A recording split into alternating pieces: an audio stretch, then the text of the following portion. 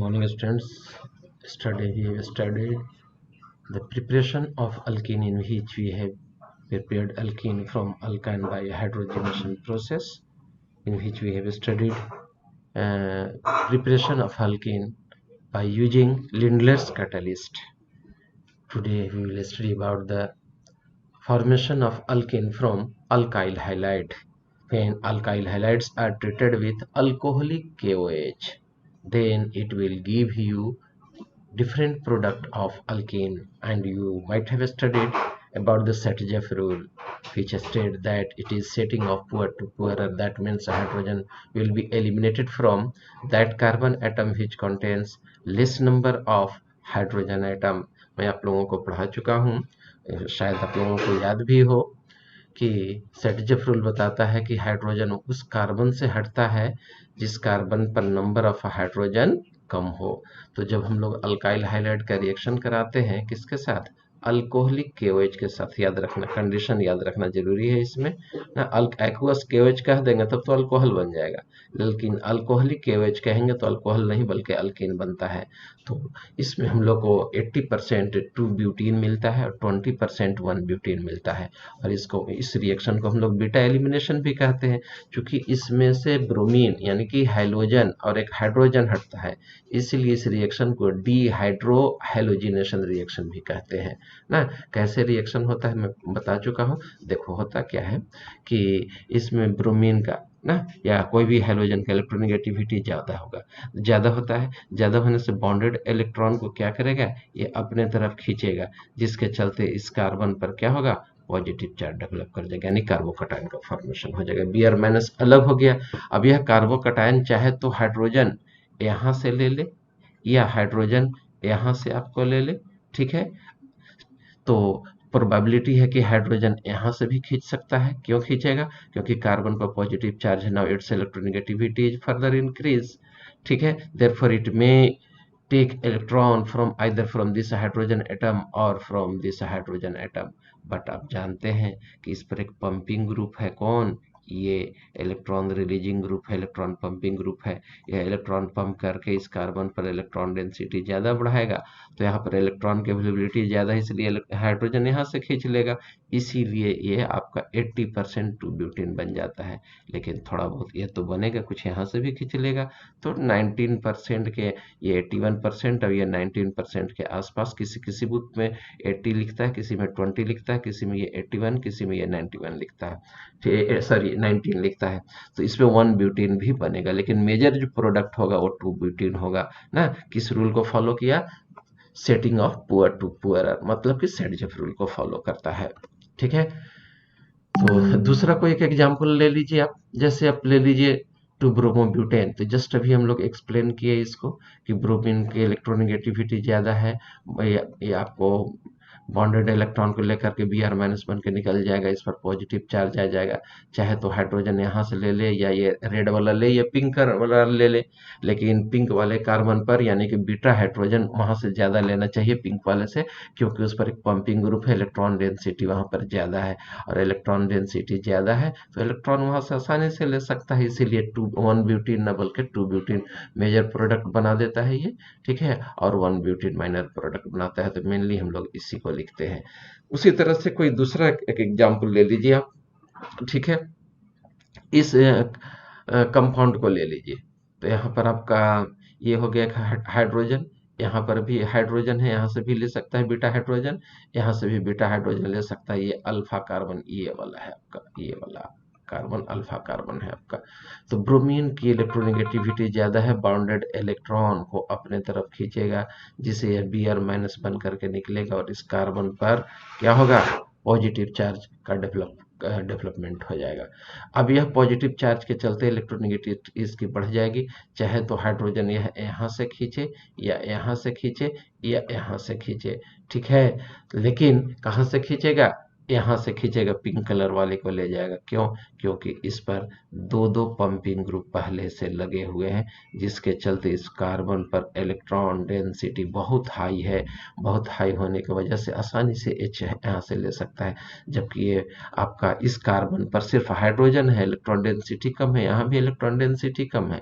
यही वजह है कि यहाँ से जब हाइड्रोजन हटाएगा 2 ब्यूटीन का केस बनेगा, ठीक है, तो वहां पर से वो मेजर प्रोडक्ट हो जाएगा। तो देखो ये आपका 79% हो गया आपका, ये देखो ना, 2,3 डाइमिथाइल 2 ब्यूटीन बन गया 79%। 21% आपका यहाँ या यहाँ से भी हाइड्रोजन हटा करके प्रोडक्ट बनाएगा, यानी कि 2,3 डाइमिथाइल 1 ब्यूटीन भी बनता है, ठीक है। It is observe that for halogen the rate of removal of halogen is in this order: iodine is greater than bromine, bromine is greater than chlorine. Similarly, for alkyl group, order of reactivity is higher for tertiary, then secondary, then primary. सबसे ज्यादा tertiary में से tertiary alkyl halide react करेगा, तब secondary करेगा, तब primary करेगा, ठीक है। और order आपका ये है, ठीक है। अब आइए नेक्स्ट प्रिपरेशन हम लोग पढ़ने जा रहे हैं from vicinal dihalide. Dihalogen derivatives of alkane is in which two halogen atoms are attached to adjacent carbon atom are called vicinal dihalide, and abbreviated as Vic dihalide, are converted to alkane by heating with zinc dust in ethyl alcohol, ठीक है। तो देखो, अगर ये halogen इसमें दो दो डाइहाइलाइड्स है, एक हैलोजन इस कार्बन पर है तो दूसरा हैलोजन इस कार्बन पर है, अलग अलग है, इसको हम लोग विसिनल डाइहाइलाइड कहते हैं, शॉर्ट में भी कहते हैं। लेकिन एक ही कार्बन पर रहता तो उसको जेमिनल डाइहाइलाइड कहते हैं ना, लेकिन ये अलग अलग है। अब इसको हम लोग जिंक डस्ट के साथ हीट कर दिए तो ये ब्रोमीन और ये ब्रोमीन दोनों यहाँ से क्या होगा, ये निकल जाएगा, ये ब्रोमीन और ये ब्रोमीन किसके साथ, जिंक के साथ, और जिंक ब्रोमाइड ZnBr2 बनेगा। क्या बनता है, ZnBr2 बन जाता है, ठीक है। अब यहाँ पर का ब्रोमीन और ये ब्रोमीन जो फ्री हुआ, यहाँ पर आपस में मिल करके डबल बॉन्ड का फॉर्मेशन कर दिया, 1 प्रोपीन बन गया। क्या बन गया आपका, 1 प्रोपीन बन गया, ठीक है। तो आपका ये देख लीजिए, यहाँ पर 2 छूटा हुआ है, 2 जोड़ देता हूं मैं।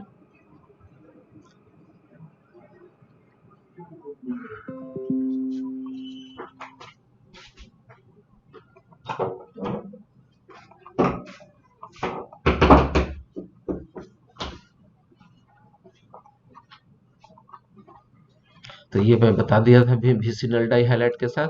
आइए हम लोग देखते हैं from alcohol. Alkene are prepared from alcohol by heating with protonic acid such as sulfuric acid at about 443 Kelvin. This reaction is called dehydration of alcohol. यहाँ पर टेम्परेचर का रेंज आपको याद रखना बहुत जरूरी है, ठीक है। टेम्परेचर के रेंज याद नहीं करेंगे ना तो दिक्कत होगा, दूसरा प्रोडक्ट बन जाता है ना। तो टेम्परेचर का रेंज यहाँ पर 443 केल्विन याद रखना जरूरी है, 443 केल्विन टेम्परेचर है, ठीक है।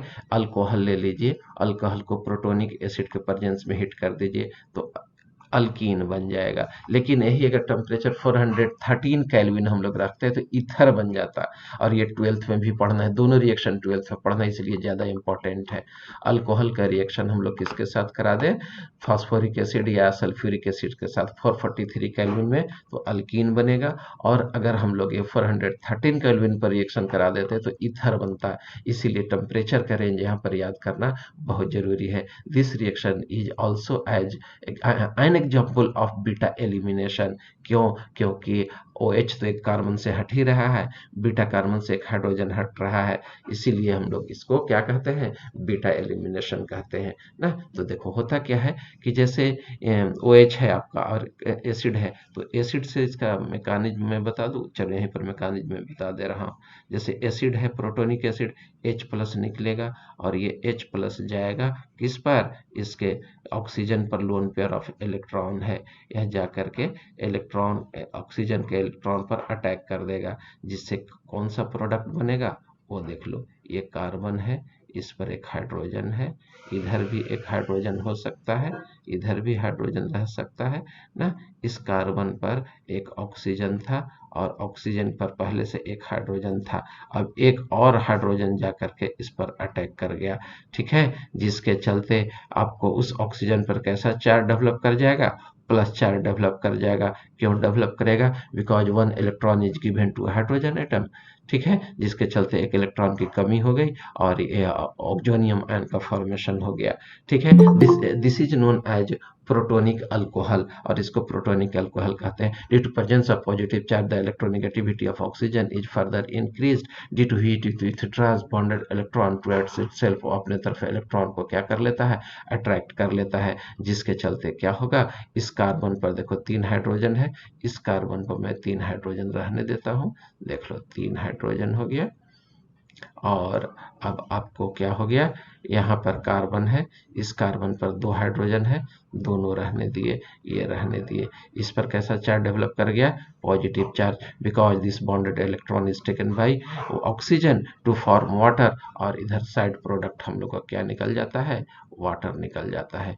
Now, due to presence of this positive charge, that is carbocation, the electronegativity of carbon is increased, due to which it will draws bonded electron towards itself, और इलेक्ट्रॉन को खींच लेगा। तो एक इलेक्ट्रॉन कार्बन का यहाँ है, दूसरा इलेक्ट्रॉन यहाँ है, तो जो एक्स्ट्रा इलेक्ट्रॉन है इसको दे दिया, देने की वजह से क्या बन जाएगा आपका, अल्कीन बन जाएगा। इस कार्बन पर देखो 2 हाइड्रोजन है, CH2 लिख दिए, डबल बॉन्ड है, डबल बॉन्ड दे दिए, एक ये बॉन्ड और एक बॉन्ड डबल बॉन्ड, और यहाँ पर क्या बच रहा है, CH2, ये CH2 दे दिए, तो इथीन बन गया, ठीक है। इस तरह से तो देखो एलिमिनेशन हुआ कि नहीं, एक तरह से बीटा कार्बन से हाइड्रोजन हट रहा है, इसीलिए बीटा एलिमिनेशन कहा जाता है। जनरली एलिमिनेशन रिएक्शन जो होता है ट्रांस एलिमिनेशन कहलाता है।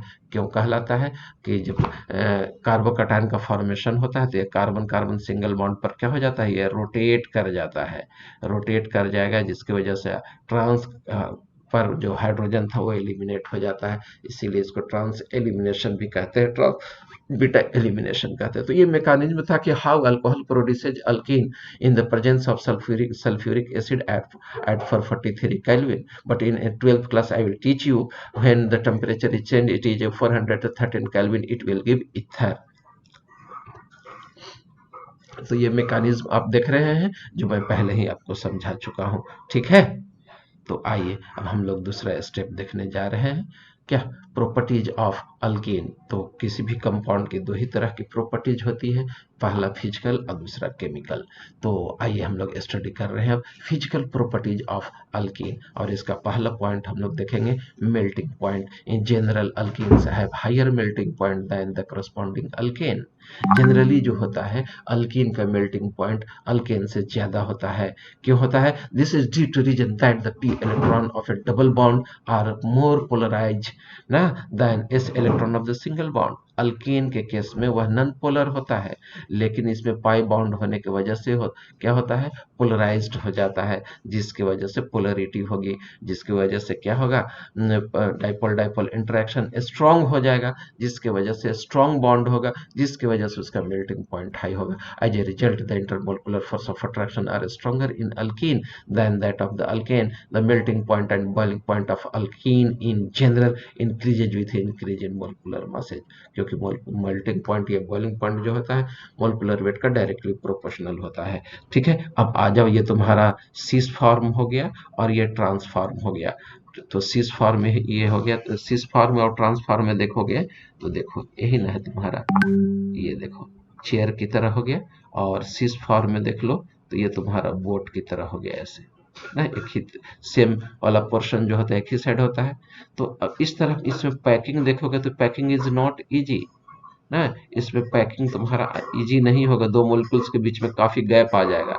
लेकिन ये चेयर की तरह है, प्लास्टिक वाला चेयर, एक चेयर पर फिट करते चले जाओ, 40-50 चेयर रख दो उठा करके आसानी से फिट हो जाएगा, ठीक है। तो पैकिंग इज इजी किस केस में, ट्रांस केस में। तो जब पैकिंग इजी हो जाएगा तो मोलिकुलर वेट हाई हो जाएगा, so many molecules will be packed in the crystallattice structure due to which it requires more temperature to break the bond. That is why the melting point of the trans isomer is higher than that of the cis isomer. Why so? Because in the case of the cis isomer, two similar groups are on the same side, due to which their packing is not easy. Consequently, less number of molecules will be attached to each other. That is why it will melt at lower temperature. आइए अब हम लोग boiling point देखते हैं। ठीक है, तो boiling point में होता क्या है कि ट्रांस आइसोमर, देखो इसको ऐसे समझो, सिस और ट्रांस करके मैं समझा रहा हूं। ये तुम्हारा हो गया सिस, ठीक है, और ये हो गया मेरा ट्रांस आइसोमर। दो इक्वल साइड वाला अपोजिट होता है। यहाँ पर हम एक टेक लगा दिए, टेक लगा दिए, और इस पर एक टेक लगा दिए ऐसे। ठीक है, अब बताओ किसको उठाना आसान है, सिस फॉर्म को उठाना आसान होगा या ट्रांसफॉर्म को? एनीवन?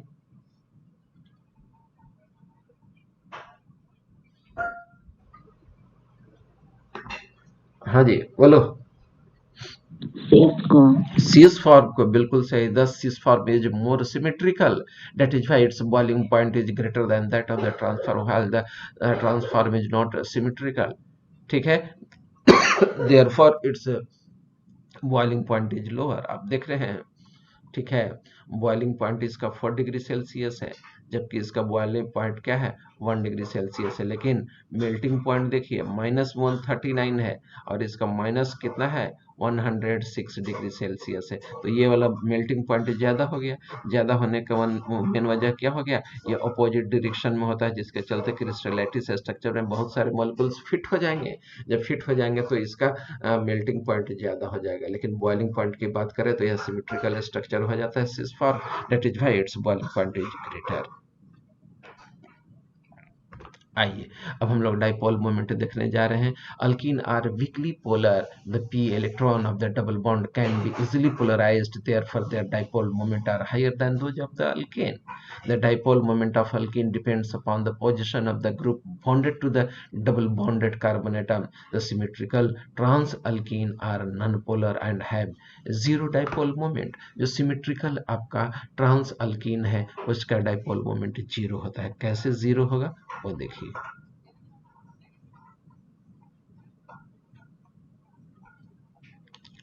सपोज यहाँ मैं ले लिया CH3 और दूसरा ले लिया CH3 में इधर, ठीक है, तो दो डाइपोल हो गया। ठीक है, या बल्कि यहाँ पर हम क्लोरीन लगा दिए, यहाँ पर हम क्लोरीन लगा दिए। ठीक है, तो डाइपोल मोमेंट का डायरेक्शन इसका इधर हो गया, इसका डाइपोल मोमेंट का डायरेक्शन इधर हो गया। As you know dipole moment is a vector quantity, this two vector quantity are equal but in opposite direction ना। That is why they will cancel to each other. दो vector हो 180 पर काम कर रहा हो तो रिजल्टेंट वेक्टर क्या होगा, जीरो होगा। इसीलिए डाइपोल मोमेंट जीरो होगा। कब, ट्रांस हो और सिमेट्रिकल हो ना। तो यहाँ पर दोनों क्लोरीन था इसलिए क्या हो गया, ट्रांस भी था, और दोनों सिमेट्रिकल हो गया इसलिए डाइपोल मोमेंट जीरो हो गया। लेकिन एक जगह हम CH3 ले लिए, एक जगह Cl ले लिए, ठीक है, तो अनइक्वल हो जाएगा। अपोजिट डायरेक्शन में तो रहेगा लेकिन अनइक्वल हो जाएगा, अनसिमेट्रिकल हो जाएगा। In that very condition some dipole moment will be there. ठीक है, यही है। बिकॉज हाँ, तो चलिए फिर से once again I will repeat you that the symmetrical trans alkene are non polar and hence have zero dipole moment. However unsymmetrical trans alkene have small dipole moment. Unsymmetrical अगर ट्रांस ही हो, unequal group हो, तो vector ये क्या होगा, opposite direction में तो रहेगा, लेकिन जब मैग्नीट्यूड अलग अलग हो जाएगा तो क्या होगा, कुछ ना कुछ रिजल्टेंट निकल जाएगा जिसके चलते कुछ ना कुछ डाइपोल मोमेंट हो जाएगा। ठीक है, because the to dipole opposes each other but they do not cancel out each other exactly since they are unequal. On the other hand, both the symmetrical and unsymmetrical cis alkene are polar and hence have finite dipole moment. लेकिन अगर वही symmetrical हो और cis form में हो तो cis form में क्या होगा, जैसे देख लो, सिस फॉर्म का एक एग्जांपल लेकर समझा देता हूँ। ये CH ले लिए, डबल बॉन्ड CH ले लिए, ठीक है, एक क्लोरीन में इधर दे दिया और एक क्लोरीन में इधर दे दिया, तो दो वेक्टर हो गया। इसका डायरेक्शन इधर है, इसका डायरेक्शन इधर है, तो दो अगर वेक्टर हो, ठीक है, एक इधर लग रहा हो और एक इधर लग रहा हो, तो रिजल्टेंट वेक्टर किधर होगा, इधर होगा ना। इन्हांस कर जाएगा उसका मैग्नीट्यूड। इसके वजह से सीस जो फॉर्म होते हैं, सिमेट्रिकल हो या अनसिमेट्रिकल हो, ठीक है, हमेशा वह पोलर होगा, क्योंकि उसका they have some finite dipole moment. This is because the two dipoles of individual bonds are on the same side and hence have a resultant dipole moment। ठीक है, आइए अब हम लोग सोलबिलिटी के बारे में डिस्कस करते हैं। तो जानते हैं आपकी वाटर पोलर होता है, अल्कीन थोड़ा बहुत पोलरिटी डेवलप करता है, जिसको हम लोग ऑलमोस्ट क्या कह देते हैं, नॉन पोलर कर देते हैं। तो लाइक डिजोल्व लाइक पढ़ चुके हैं आप लोग, जो पोलर होगा पोलर में डिजोल्व करेगा, जो नॉन पोलर होगा नॉन पोलर में डिजोल्व करेगा। Alkenes are higher than water, इसकी डेंसिटी भी हाई होती है। These are insoluble in water because they are almost non-polar. However, they are readily dissolved in organic solvent like alcohol, benzene, ether, carbon tetrachloride, etc. आइए अब हम लोग chemical properties अब हम लोग पढ़ने जा रहे हैं। ठीक है, एडिशन ऑफ डाइहाइड्रोजन हम लोग पढ़ने जा रहे हैं। और ये रिएक्शन हम लोग कहाँ पर पढ़ चुके हैं, अल्कीन के प्रिपरेशन में हाइड्रोजिनेशन रिएक्शन ऑफ अल्कीन हम लोग पढ़ चुके हैं। ठीक है, हेलोजन लाइक ब्रोमीन और chlorine add up to alkene to form vicinal dihalide ना, या फिर एडिशन ऑफ डाइहाइड्रोजन भी हम लोग पढ़ चुके हैं कि अगर जैसे रिकॉल करा देता हूँ, अल्कीन ले लिए और अल्कीन का रिएक्शन हम लोग करा दिए किसके साथ, हाइड्रोजन के साथ। ठीक है, in the presence of nickel catalyst. ठीक है, तो जैसे H2 ले लिए और यहाँ निकेल ले लिए और टेम्परेचर 200 से 300 डिग्री सेल्सियस रख दिए, तो सबैटियर सेंड्रेंस रिडक्शन रिएक्शन कहलाया था, ये पढ़ा चुका हूँ मैं। दूसरा एडिशन ऑफ हाइलोजिनेशन। ठीक है, और यह बहुत ही इंपॉर्टेंट है, क्योंकि यह कैरेक्टरिस्टिक फीचर किसका है, सिर्फ अल्कीन ही का। अगर अल्केन और अल्केन को हम लोग डिस्टिंग्विश करना हो तो एडिशन ऑफ हाइलोजन से कहा जाता है। When alkene is pass through the red brown colour of bromine water, then its colour will be discharge to formation of dibromo alkane. ठीक है, तो ये रिएक्शन इंपॉर्टेंट है आपके लिए। Halogen likes bromine chlorine add up to the alkane to form vicinal डाइहाइलाइड।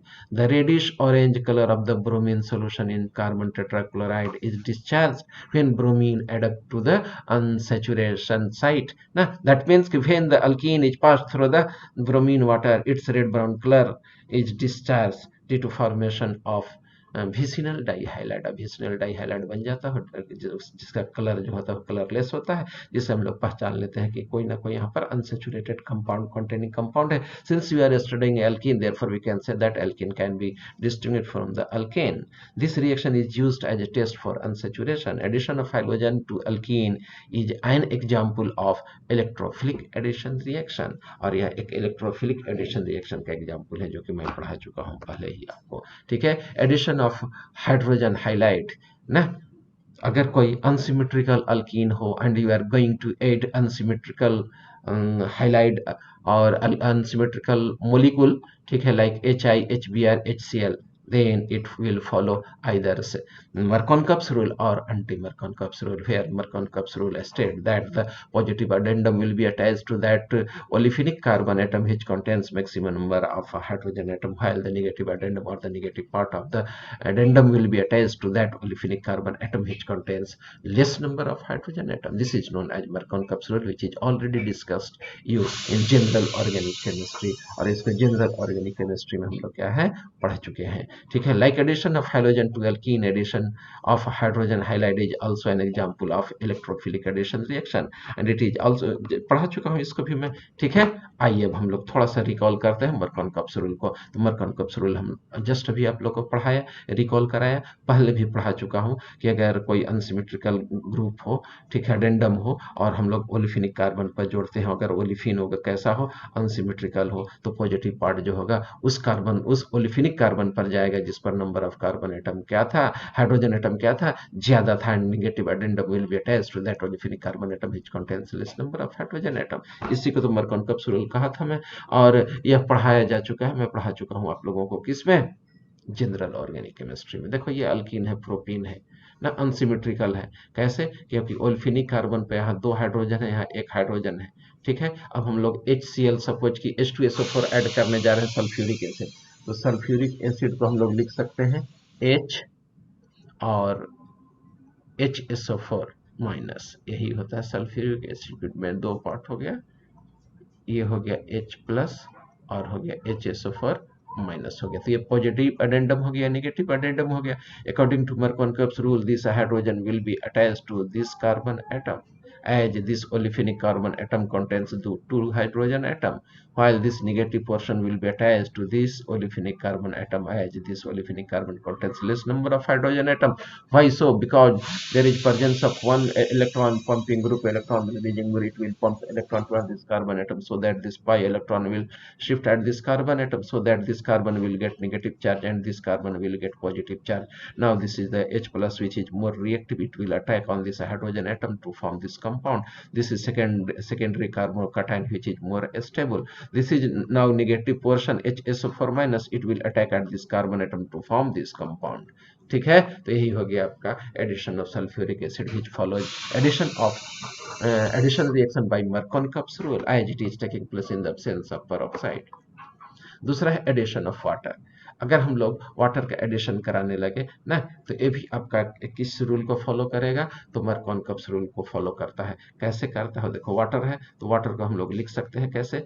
H plus और OH minus, H plus और OH minus. ये पॉजिटिव अडेंडम हो गया, this is negative addendum. This positive addendum will be attached to this carbon atom, olefinic carbon atom, as it contains two hydrogen atom, and this negative addendum will be attached to this olefinic carbon atom, and this olefinic carbon contains only one hydrogen atom. That means it will also follow Markovnich's rule. Why so?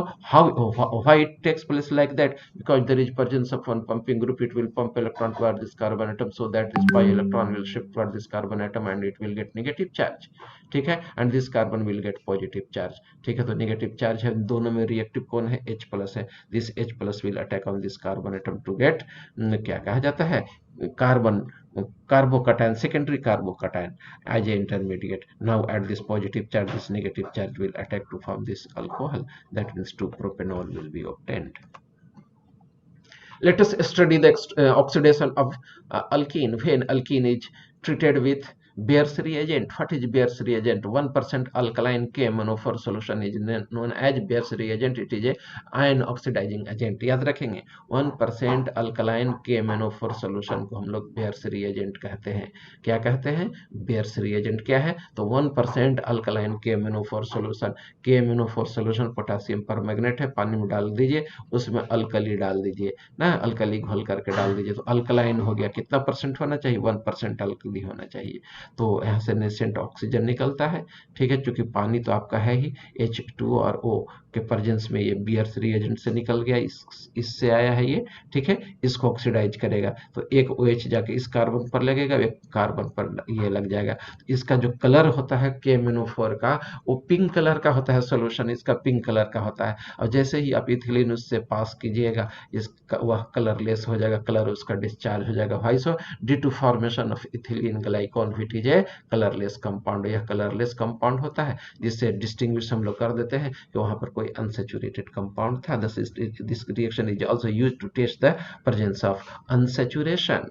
Similarly, when the propylene or propene is passed through the Beer's reagent, which is 1% alkaline KMnO4 solution, ठीक है, then propylene glycol is formed, which is a colorless compound. This reaction is used to distinguish the presence of unsaturation. कहीं पर unsaturated bond हो, यानी double या triple bond हो, तो वहां पर यह रिएक्शन होता है। आइए, ऑक्सीडेटिव क्लीवेज ऑफ अल्कीन। अगर हम लोग कोई अल्कीन ले लें और उसको हम लोग अल्कलाइन या एसिडिफाइड KMnO4 सॉल्यूशन से रिएक्शन करा रहे हो, हीट कर दे रहे हो, तो बॉन्ड वहां पर डबल बॉन्ड जो होता है वो टूट जाता है। तो देखो यहाँ से ये डबल बॉन्ड टूट जाएगा, ये C+OH में बदल गया, ये भी CH3C+OH में बदल गया, ये भी CH3C+OH में बदल गया, तो 2 मोलिक्यूल्स ऑफ इथेनोइक एसिड में यह बदल गया। ठीक है, सिमिलरली ओजोनोलिसिस। ठीक है, तो ओजोनोलिसिस के बारे में हम लोग पढ़ने जा रहे हैं।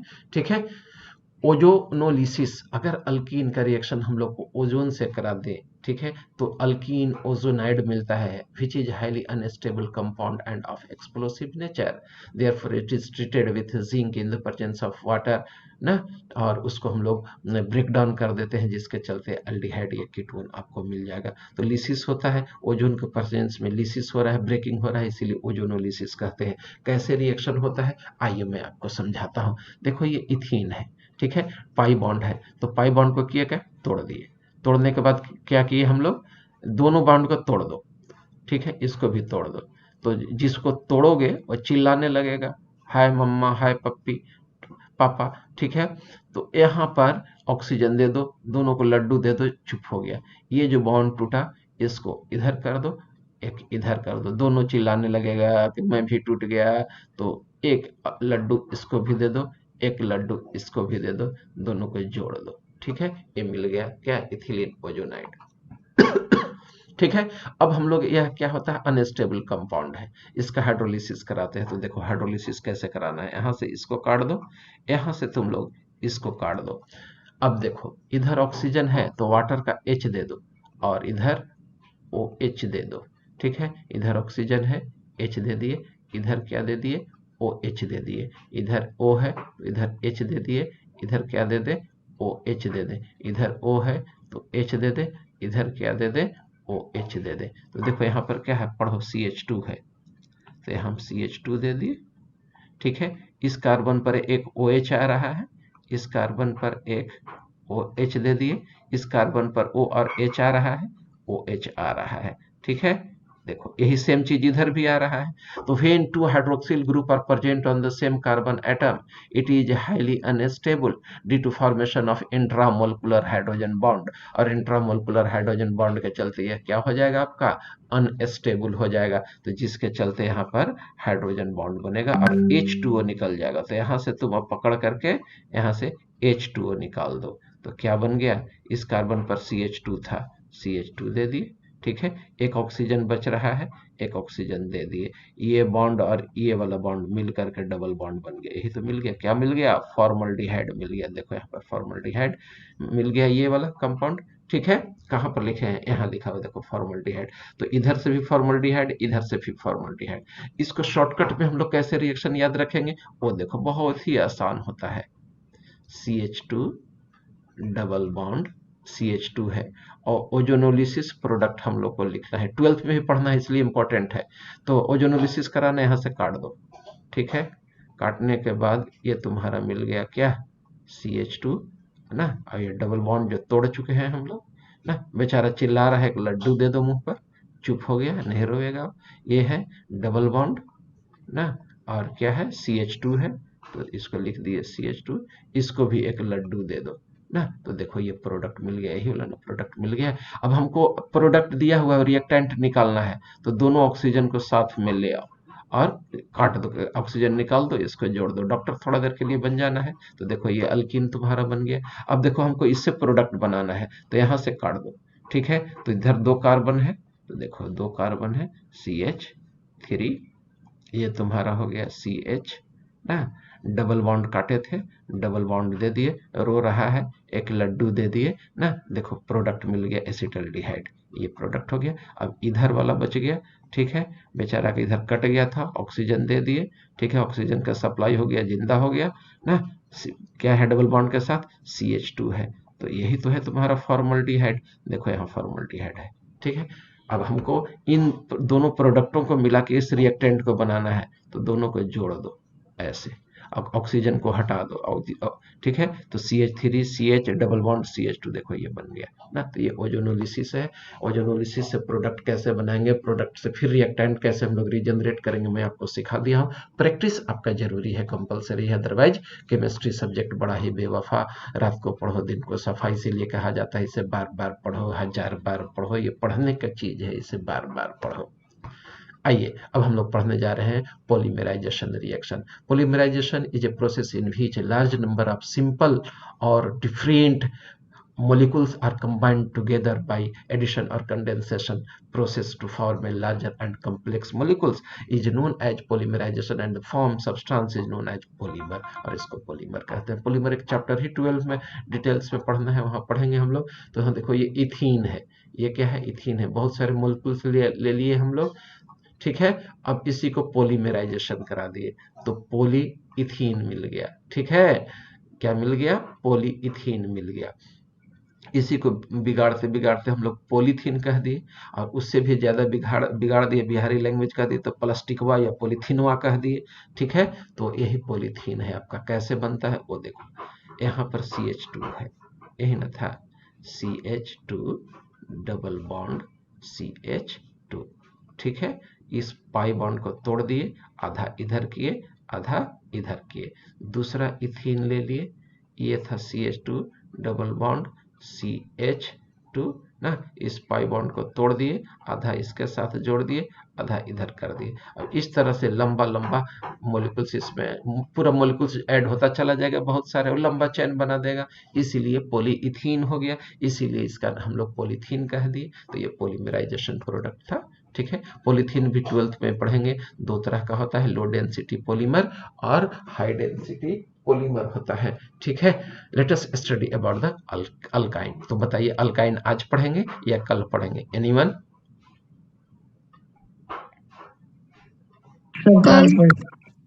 हाँ, कल पढ़ाते हैं, इसलिए कि ज्यादा हो जाएगा, आज प्रैक्टिस करने भर आप लोग के लिए काफी है इतना। ठीक है, कल अल्काइन पढ़ा दूंगा। ठीक है, तब तक मेरे साथ बने रहिए, अटेंडेंस